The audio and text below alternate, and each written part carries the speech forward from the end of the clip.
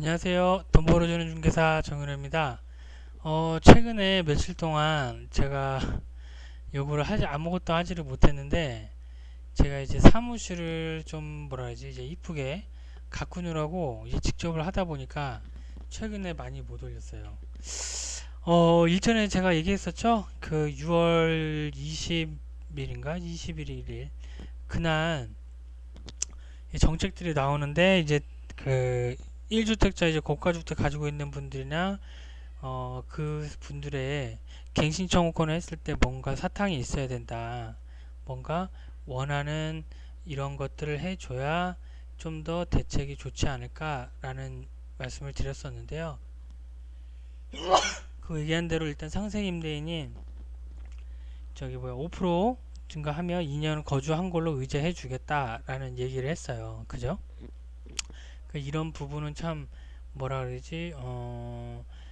환호할 만하고요. 그 다음에 여기에서 하나 나왔던 게 이제 기준점, 그죠? 날짜 언제냐? 예를 들어 갭을 주고 샀던 사람 뭐 이런 거에 대해서 좀 뭐라 그러지? 혼선이 있었는데요. 승계, 그 예를 들어 이제 매매를 하면서 뭐 전세를 맞춰갖고 잔금하고 이런 분들을 제외하고 작년 그 12월에 이거 처음 나왔을 때 그 이후에 원래 이게 있었어요. 상생 임대인이 일전에는 1년이었어요. 1년. 근데 이게 이거를 2년으로 해주겠다. 이렇게 얘기한 게 뭐라 그러지? 혜택이 좀 컸죠. 예, 컸어요. 요 부분에서 이제 그러니까 이것 때문에 이제 실거주를 하려고 들어오시는 분들이 많았었는데 지금은 실거주보다는 실거주를 안 하고 5% 내에서 인생을 생각하시는 분들이 많이 있으세요. 그러다 보니까 어, 임대 그 전세 시장에 대해서 혼란을 조금은 혼란을 완화하는데 이쪽에 보시면 이제 이거는 이제 지역이 어디냐에 따라서 이게 조금씩 다르는데 예를 들어 이제 고덕 같은 경우는 해당이 없어요. 왜 그러냐면 이게 22년도 2월에 2년차가 이미 지나갔어요. 이미. 그러니까 이 일전에 그러니까 19년, 20년 2월부터 입주를 했으니까 그죠? 요번에 22년 2월에서 한 6월 사이 요때 다 갱신을 했거나 아니면 임대인분이 입주를 했거나 요런 경우들이 많았거든요. 그죠? 갱신을 하거나 입주를 했거나 그러면 요 다음 텀이 언제냐? 그죠? 그럼 또 2년 후라는 거야. 2년 후. 그죠? 그러면 그러니까 22년, 24년 2월이 이때 2월에서 6월 사이에 갱신을 해서 5% 올린 주인들은 이 만료 24년도 3, 4월, 3월에서 6월 정도, 2월 말이니까 3월에서 한 6월 정도에 이제 맞춰지면 거주 요건이 채워지는 거랑 같은 거죠. 그죠? 거주 요건을 채운 거랑 같아지는 효과가 있다. 그래서 뭐 무리해서 뭐 실입주를 한다든가 세입자를 내보내고 하시는 분들이 적어졌어요. 지금은. 그래서 이제 5%만 올려서 하는 경우는 거주 요건을 해줬기 때문에 이게 좀 그 전세 시장에 좀 영향은 끼쳤어요. 근데 여기에서 하나가 지금 금리가 올라가다 보니까 전세에 대한 수요는 줄어들었고 공급은 늘어났다. 그죠? 그러면 어떻게 돼요? 수요가 줄어들면 가격 당연히 내려가겠죠. 얘네 비례관계예요. 공급하고 수요하고는 반비례인데, 그죠? 이러다 보니까 전세보다 금리에 대한 위험 부담 때문에 최근에는 월세나 반전세로 이동을 하시는 분들이 많아졌다. 비율이. 예. 지금 상황이 그래요. 전체적으로. 뭐 여기뿐만이 아니고 전체적으로. 그러니까 전세 임차인 구하기가 쉽지가 않다. 왜? 금리 인상 때문에. 금리에 대한 부담이 커지기 때문에 아 이럴 바에는 그냥 월세로 가다. 이러니까 또 하나 나타난 현상이 뭐예요? 아 그러면 임대인들도 요거 금리가 올라가니 지금 나도 올려야 되겠다. 요런 상황이다. 어, 얽히고 설켰죠. 현재 상황은 이렇고요. 그 다음에 저 이제 제가 최근에 전체적인 내용들을 갖고 말씀을 드렸는데 오늘은 간단하게 한번 어느 정도 그 시세가 형성이 되어 있는지 한번 말씀드릴게요. 그러니까 여기 같은 경우는 이제 그라시움, 아르테온, 센트럴 아이파크, 자이, 베네루체, 그 다음에 그 주상복합, 고덕센트럴 푸르지오 이렇게 있는데 가격이 좀 꺾이다가 지금은 다시 상승세로 올라가고 있다. 전세.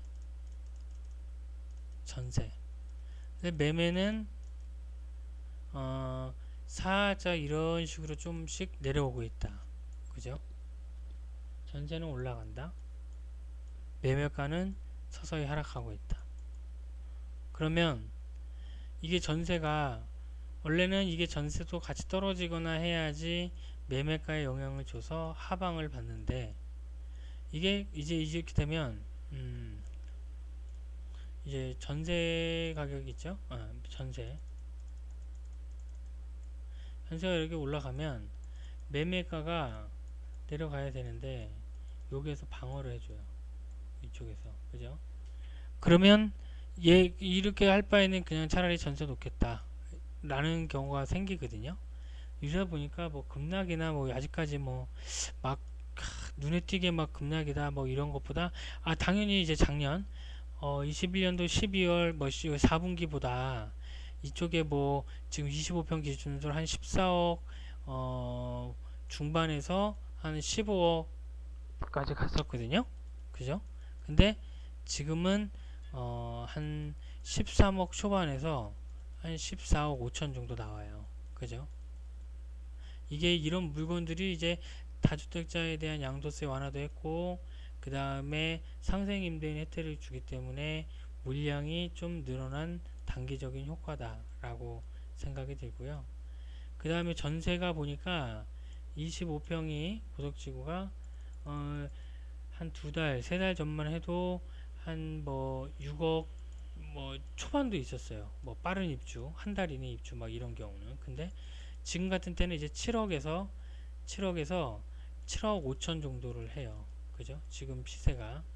그 다음에 보면은 뭐 30평이나 34평 뭐 이런 것들이 있는데 얘네들은 최소 한 8억에서 한 뭐 9억 5천 뭐 10억까지도 얘기는 하세요.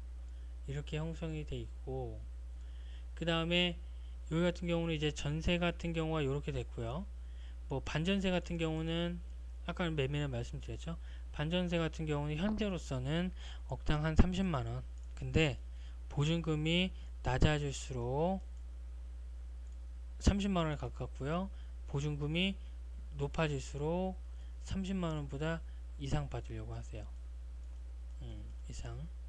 이상 받고 얘는 이제 30만원 선에서 된다는 거죠. 왜 그러냐면 부담이 커진 만큼 그만큼 좀 더 저렴하게 놓는 거고 만약에 뭐 7억 기준으로 했을 때 5억이다 했을 때 억당 30만원 했으면 60만원에서 뭐 70, 뭐 80, 뭐 요렇게 얘기한다는 거죠.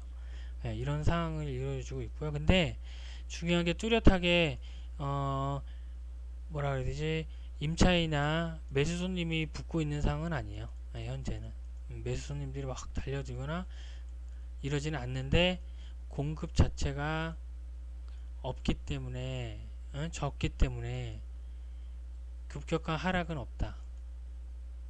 이미 올해 작년 9월부터 올해 6월 5, 6월까지 다 연장을 했다. 그렇기 때문에 임대차 3법이 돌아오는 8월경이 과연 분수령이 될까는 한번 생각해 볼 문제일 것 같아요. 여기까지 일단 얘기할 거고요. 일단 임대차 3법에 대한 그 갱신 청구권 그죠? 만료 시점에서 현 상황이 어떻게 되나 한번 말씀드렸고요. 내일은 좀 더 디테일하게 한번 말씀드릴게요. 감사합니다.